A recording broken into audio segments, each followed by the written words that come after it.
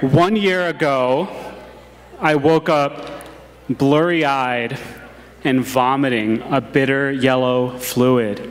I was only 6 months into what was supposed to be the adventure of a lifetime, but I was starting to question my grand plan of quitting my day job to go travel the world for a year and a half. See, I was up in the high country of Yosemite National Park, and altitude sickness was really kicking my ass.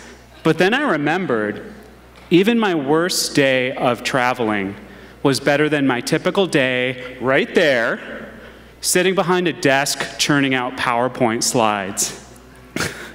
I mean, work sucks. Wouldn't you agree? Work sucks. And the stats prove it. Over 70% of people are completely unengaged in their work. That means they show up to work every single day just to get a paycheck. But what's even more sad is we spend over 1/3 of our lives at work, and those hours and days and years come at our prime time when we have our health, we have our optimism and desire to go out, do new things, and see the world. Now, I'm sure everyone doesn't hate their job. Jay-Z seems to have a pretty good gig, and I mean, Warren Buffett's been doing the same job for 60 years with no sign of slowing down. But I'm willing to bet even they would love a break. So let me ask you, shout out your answer to this question. Go ahead, shout it out. Okay. Time, procrastination. Okay, I heard of a lot of excuses, reasons, but let me sum it up for you in one word. It's called resistance. What's resistance? Well, resistance is this force. It's a negative. It's this repelling force that challenges us and keeps us from going after what we really want. It's like out there to prove and make us prove that we really want to achieve whatever it is we're going after. And resistance, it shows its ugly head in a whole bunch of ways, with excuses like, I don't have time, I don't have money, I got a family, I have a job I kinda, sorta like. Well, let's break down all these excuses. If you don't have time to go travel, here's a little tip. Quit your job, then you'll have all the time in the world. Don't have money? Well, during my travels, I spent over 1 month in Thailand, and I lived like a king on less than $20 a day. My guess is you're spending more than 20 bucks on beer here tonight. So you can travel well for not very much money.